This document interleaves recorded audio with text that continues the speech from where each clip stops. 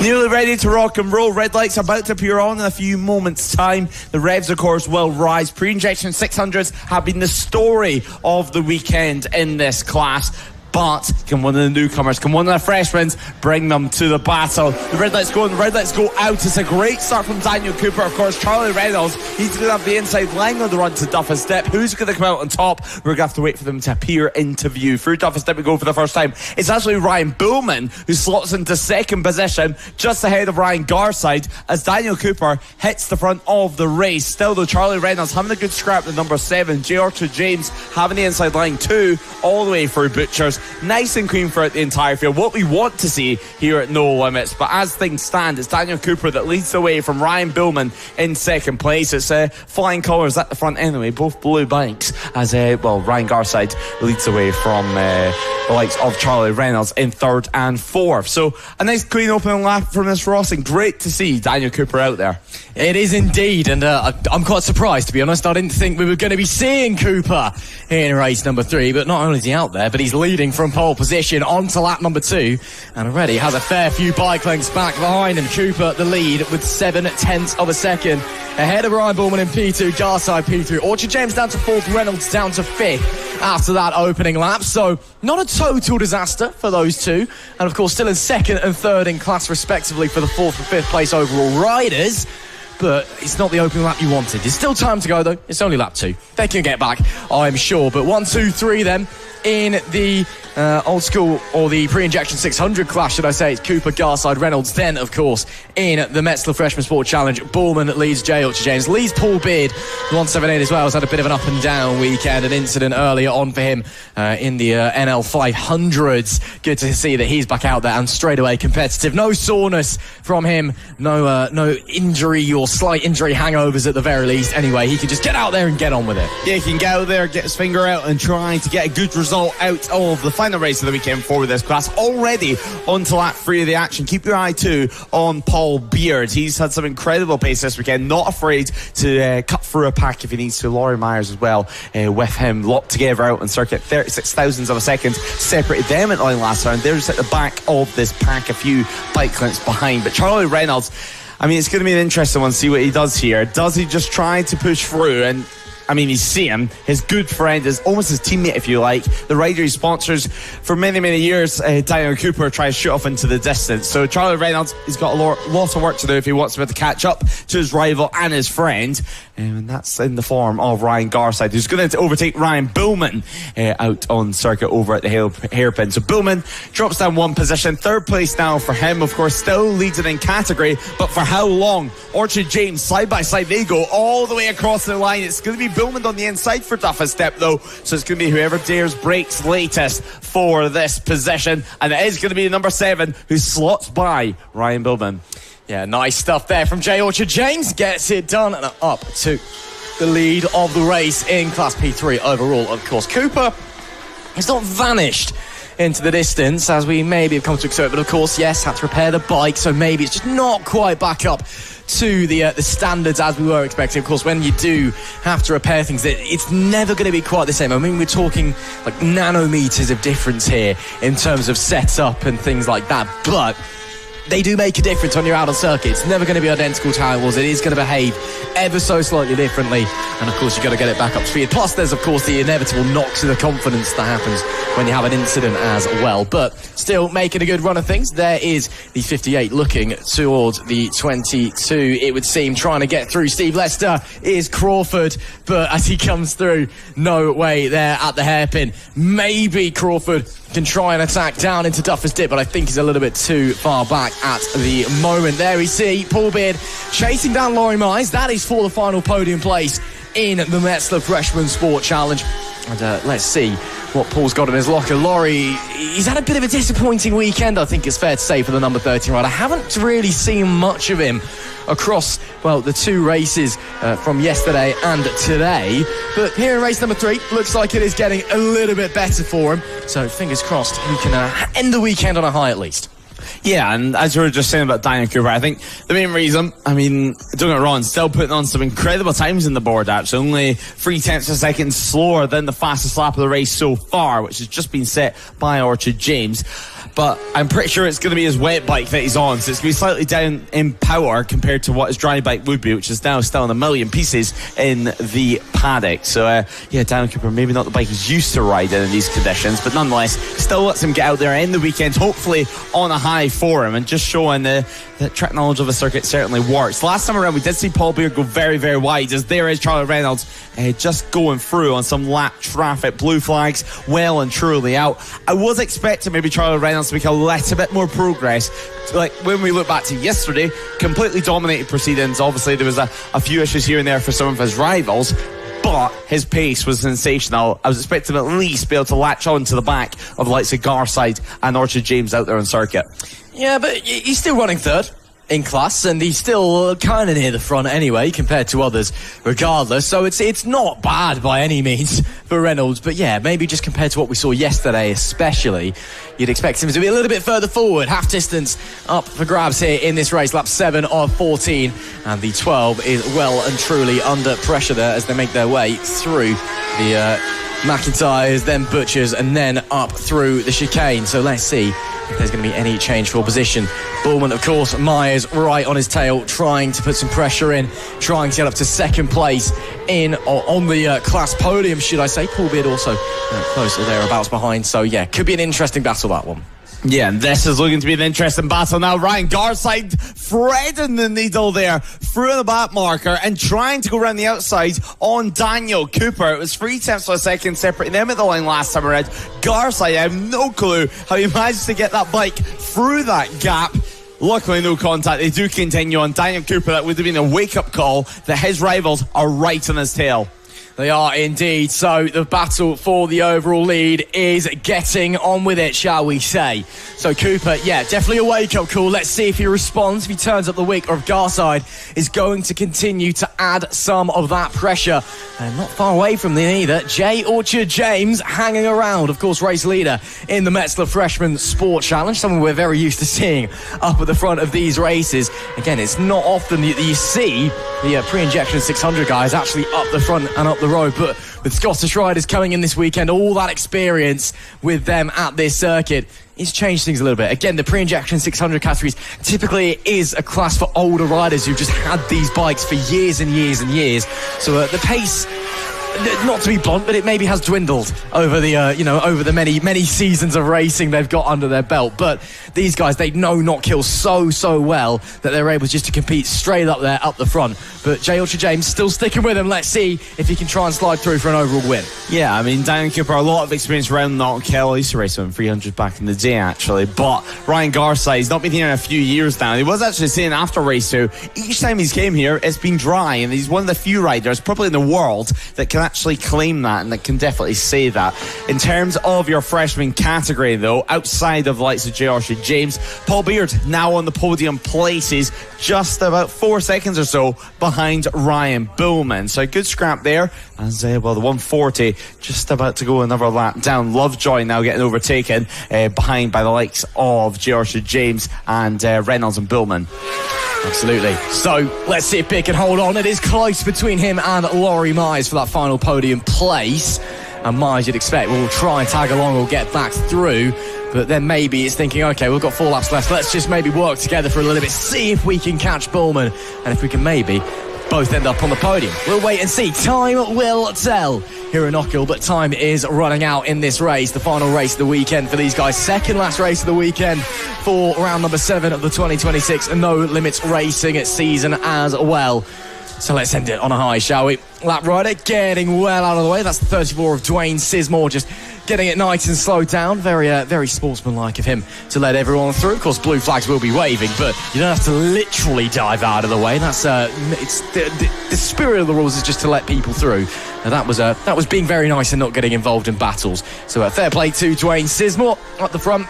Cooper still holding on from Garside by 0.3 of a second. Dre Orchard-James, I think, has made a mistake somewhere. He's dropped 2.5 seconds back now from that leading battle, although he himself is 2.5 clear. And actually, that is the change for the lead. Bit of traffic getting involved, and through goes Garside with a very brave move out of McIntyre's, and on the run down into Butchers. Here comes Cooper, though, on the way into Clark's, and there's traffic. They're going to go 3 abreast with it. Cooper's going to have the inside line, still side by side on the way out of the corner, but Dan Cooper gets it done on the 12. Gets it done, but keep your eye on Ryan Garside. We know how strong he is into the hairpin, already lining up a move, and the front, well, the rear wheel bouncing off the ground, rising into the air. Daniel Cooper tries to stick it around the outside. He leans into him and shows no room at the end for Ryan Garside. Garside's going to have to get inventive here if he wants to take overall and, of course, class victory in the pre-injection 600s. Towards toughest step we come for the next time of asking. On lap 12 of 14, Garside goes through. More lap traffic coming up, though. He gets through it at McIntyre's.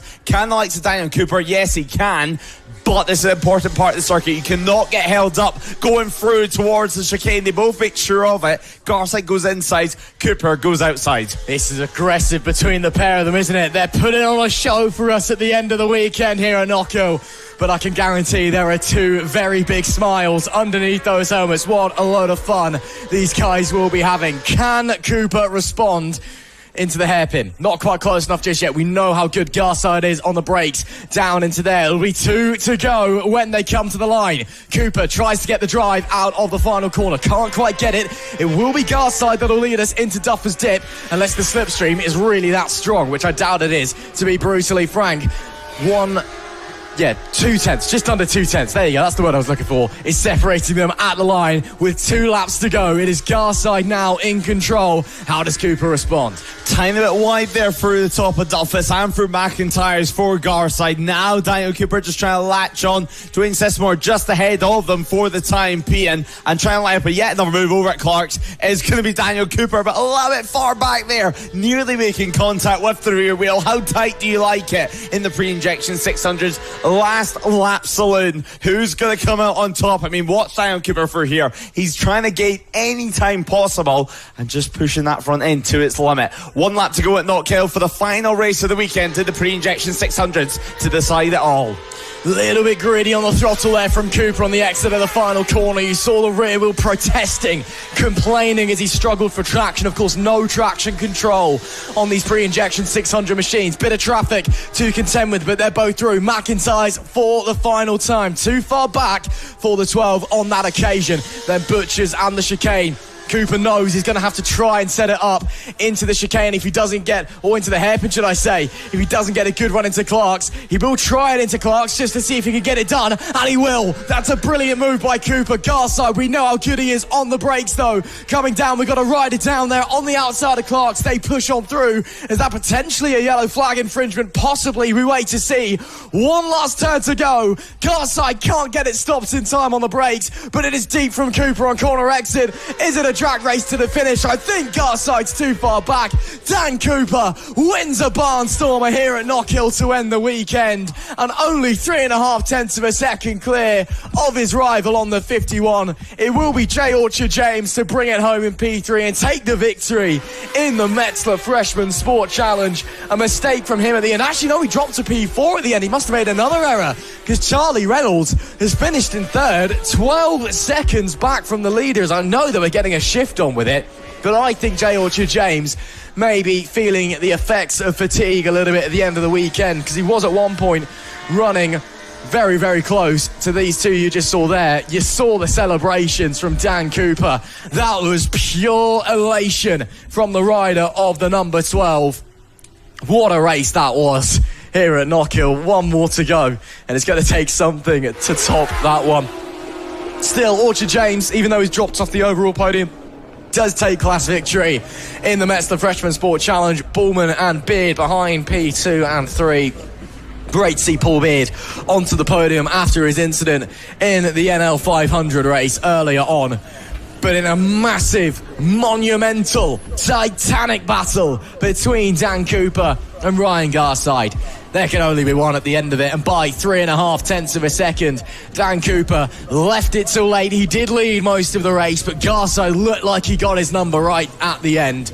but a big move down into Clark's, up the inside. Bravery from the number 12 means that Dan Cooper gets it done. He wins the final race of the weekend in the pre-injection 600s and the Metzler Freshman Sport Challenge here in Scotland, with Ryan Garside bringing it home in P2, and then, of course, Charlie Reynolds rounding out the podium places. Overall, somehow sliding in front of Jay Ultra-James. Again, I believe that number 7 making a couple of errors in that race, even though he does take victory in the Metzler Freshman Sport Challenge. So a shame for Ultra-James, even though there is still a win, starting off the overall podium.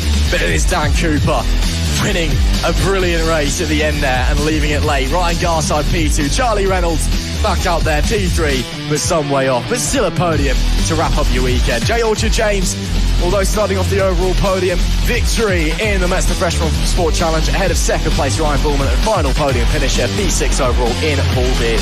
They're followed by Laurie Myers. Carl Vickers brings an end to a great weekend where he got married yesterday at the circuit to now Lisa Vickers, I'm presuming. She may not have changed the last name, I don't know, but P4 in class for Carl at the end there. Congratulations to him. Jamie Cox, P9, Kurt McGuinness, rounding out your top 10 here at Knockhill in race number 3. Dennis, Adam Ross, Jake Griffith, Steve Lester, Adam Rostron, Callum Dempsey, Josh Crawford, Dan Cobb, Liam Hansen, Brandon McCormick, and Daniel Lovejoy in 20th place at the end of lap 1. 21st, Ian Henderson, then it's Dwayne Sismore, Thomas Hill, and Stephen Berg. Paul Rogers and Thomas Brown looks like they did not start the race. We did see a rider go down towards the end at Clark's. Believe it may have been Stephen Berg, but can't confirm for you, unfortunately. Either way, he was right at the end, and that rider will be classified for the penultimate time this weekend. Let's go down to Parc Fermé. Lewis Ray, what do you got for us? Down to the rather organised Parc Fermé, to be fair. I'll give it to the pre-injection runners. And, well, we're going to jump in straight away with our race winner, of course, Daniel Cooper. And, well, Daniel, race 2 was dramatic, to say the very least. Threw it down the road. The front sprocket went for your engine. You had to bring out the spare bike. And, well, the spare bike seems to be going all right. Yeah, safe to say P1 definitely feels better than the gravel at Leslie's. Bike ran absolutely flawless. Quickly, while I'm here, I want to say a huge thank you to all my sponsors, especially my physio that's here this weekend. Done amazing with us yesterday with the endurance, and just today has been an absolute godsend for us as well. So, yeah, a last lap dash between yourself and Ryan, that's got to be good fun out there. I mean, someone that has so much experience on the bike versus yourself. I mean, you've only been racing 600s now for a couple of years. Yeah, definitely. I saw him come up outside in the hairpin. And I was kind of in I saw 0.7, and so I kind of gave myself a bit of breathing room. And then I saw him outside in the hairpin. I was like, right, let's go then. Well done. It was great watching that. It was great fun for us up at the Gummy Trots. Well done yet again. Perfect. Thank you very much. And, well, it would feel rude not to. Ryan Garside, you missed out this time around, but that was good fun. That was the first comment you made to Daniel whenever he came in. I mean, you just enjoyed a good scrap out there. Yeah, well, the whole point of me coming in is really just for fun. I'm not doing any championships. I'm just coming to enjoy myself. And I'd already enjoyed myself. I was umming and ahhing whether it's a long drive home. I was umming and ahhing whether to go home early. I'm glad I didn't, because that was good fun, that. The tyres on this have done the TT, 2 rounds at Aintree, and then here as well, so they've certainly seen the best of it. All I'm going to do is just crash trying to catch these lot. So I was just going to ride around and enjoy myself. I didn't think I'd catch him, and then when I was on it, I thought, right, well, you know what it's like when you see a bit of an opportunity for a battle. I'll just have a go then and see. Couldn't quite get him, but he's a local, isn't he? Yeah, you missed out by a hair, and yeah, here's a local at the end of the day. Well done yet again. It's great having you in the paddock once more. Yeah, it's great fun. Thanks for having us. And, well, if we can, we'll quickly jump in with Jay or James first. Jay, how was that for yourself? Class win. I mean, you've got to be happy with that. Not quite able to match the likes of Daniel and Ryan. I thought I was going to keep up with them for a while, and my arms just went, and I was looking at my pit board, and I was like 10 seconds ahead in my class. I thought I'll just bring home the win in mine, but it would have been nice to give him a better run in. Yeah, point to make prizes. Well done. Exactly. Thank you. And, well, just before we come back, Ross, as I am aware the next grid is out on circuit, but, well, we've not spoke to him since the start of the weekend, and since then, I believe it's been quite a bit going on in your life, Mr. Carl Vickers. I mean, tell us all about it. Yeah, so, obviously, racing went well yesterday, and then we had a little bit of a do. Lisa and I decided to make an honest couple of each other, so tied the knot after the endurance race, so that was interesting.